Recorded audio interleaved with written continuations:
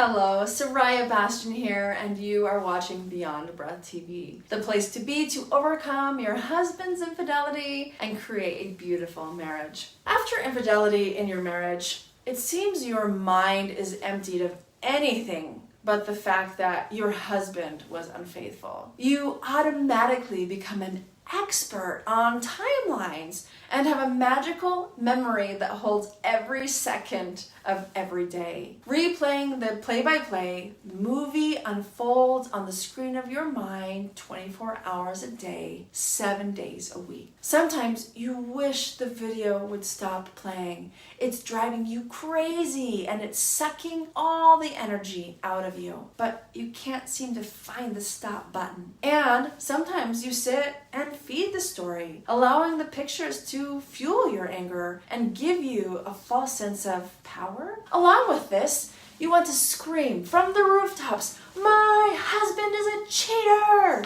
You want to tell your mom and his mom and the neighbor's daughter's boyfriend's parents' dog. And you also want to sit in silence, isolated, afraid to speak the truth as others might judge you. What did you do to make him sway? Why would you stay with a man who did this to you? And you're afraid of their judgment of him.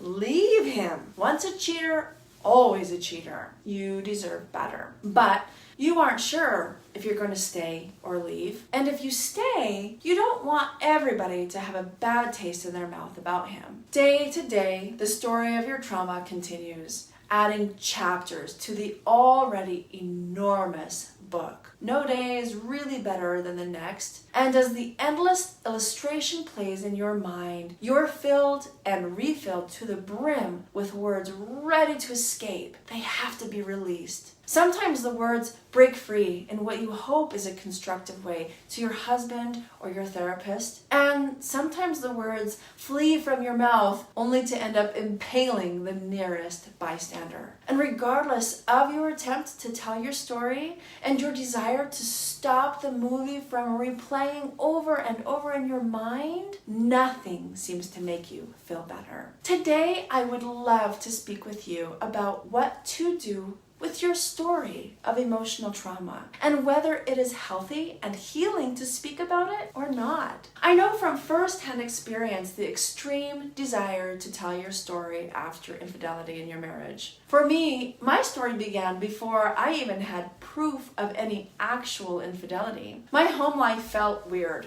disconnected, and very uncomfortable. From words thrown or actions displayed, something wasn't feeling right. I would take these encounters to my coworkers and spill the moment-by-moment, word-for-word conversations I had had the night before. I was seeking validation, understanding, and their opinion on what to do. I wanted to know from them if I was crazy and making it all up. When I actually found evidence of my speculations and had concrete evidence of what he was doing, I found myself at a loss of what to do with this information. It's strange, but at the time, it was almost at moments of weakness that I would spew my words to my mom or my dearest friend. I felt ashamed and embarrassed after speaking about my husband in these ways to the people that knew him. Was what I shared too private?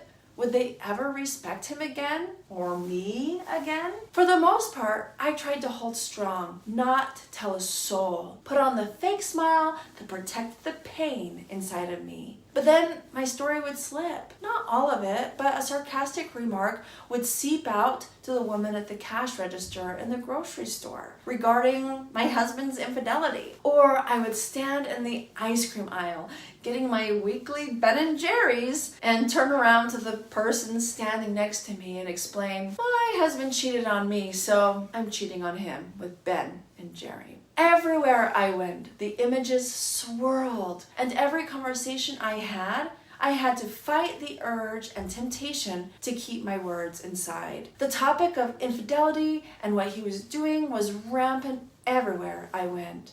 When I finally began therapy, it felt so good for the moment to allow my words the freedom of escape. I expressed my history with a timeline and exactness of words, as if keeping track of the moment-by-moment plays somehow would award me the title of most traumatized, most hurt, and most pained. It felt good to say my words. It felt good to speak to somebody who I felt was on my side and who understood. After my therapy sessions, I felt empowered for a short time, almost like I could stand in my Peter Pan stance and declare I was going to therapy, I was working on this marriage, I was getting help, only to scrutinize him with, "What are you doing?" It gave me an air of hoity-toityness, like I was better than him. But also, with all of the images and words fresh on my mind from retelling the events of the last 7 days, I felt more irritable, more angry, more confused, more distant, and more unsure of what to do going forward. It wasn't until I started my education in the field of psychobiology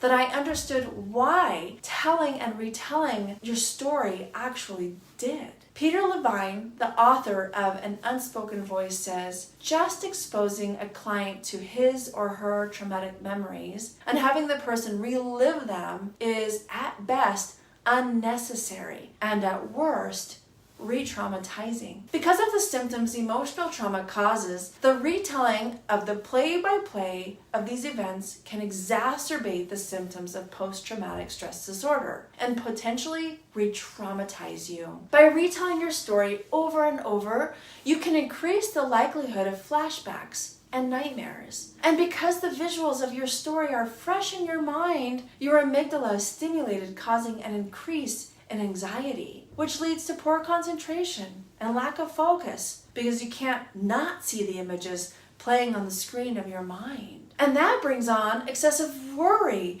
and the fear that something is wrong, which leads you down the road of snooping and searching for evidence that something is in fact wrong. Which leads to more stories, more talking, and more trauma. And in the end, it does not help you in healing yourself or your marriage after infidelity, especially if you are suffering from the symptoms of emotional trauma. Here's the thing. I know it feels overwhelming to battle the images, words, and sensations of infidelity for months, weeks, and sometimes years. I know it can be relieving to remove the words from your body and experience momentary reprieve. And in the end, you don't need to tell your story again. You've done that how many different times now, and you're still here. The visuals and sensations only re-trigger you and send you spiraling and are not effective to the end goal. There is a way to tell your story after infidelity